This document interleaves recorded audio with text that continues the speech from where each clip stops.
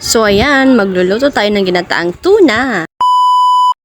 So bagong lahat, binabati ko kayo ng Assalamualaikum sa mga viewers ko dyan at followers. Ayan, for the go. Ayan, umagang-umaga ay nagpakulo muna ako ng tubig guys para makakape naman tayo for the go. So anong gagawin kapag wala tayong ulam? E di syempre gagawa tayo ng ulam ay for the go dahil may tuna nga dyan na ni Ice ni Ama kagabi ay lulutuin po natin yan ngayon. Tuna, yung tuna ay tinatawag naming barilis sa Maguindanao. Ayan. Inupal ako dun sa nyug mga sis. Binalatan ko ng nyug dahil wala nga dito si Mister. Kaya ako na lang. Ay, sobrang hirap nga yung balatan ng nyug guys. Nakakapagod. At grabe nga ang pawis ko dyan. Ay, for the go.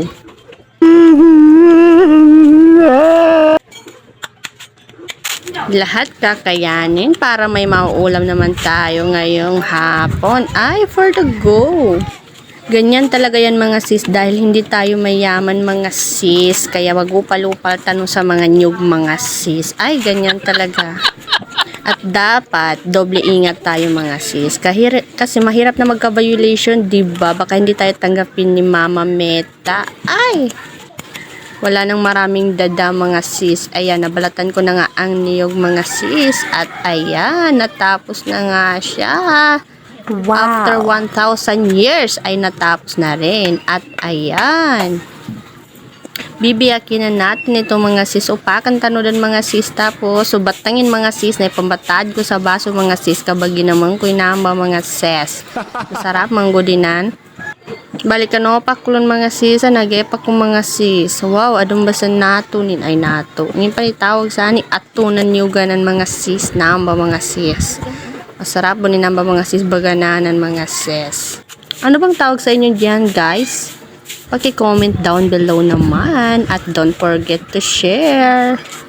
Malaking tulong na po yan guys ang pag-share nyo ng aking mga video. Thank you so much po. Pagkatapos mga sis, ayan, kinukul ko na ninyo ganun mga sis, ayan, natapos na rin.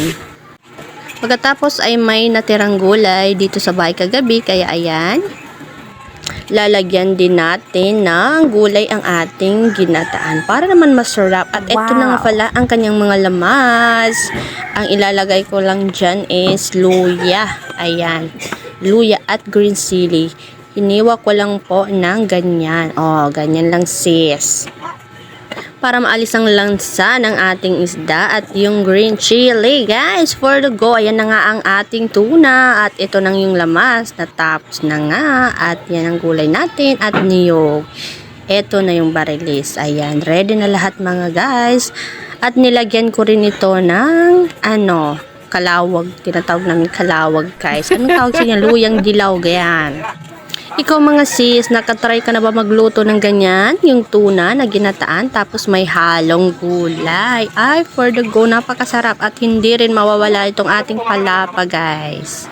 Ayan, natapos ko na nga at inalagay ko na ito sa apoy. Ay, for the go, maluluto na siya. Ayan na siya, kumulo na siya guys. Kaya inilagay ko na ang ating pambansang tuna na barilis pala. For the puntal na lang ang frozen mga guys. Huwag nyo nang intindihin. Ganyan talaga yan.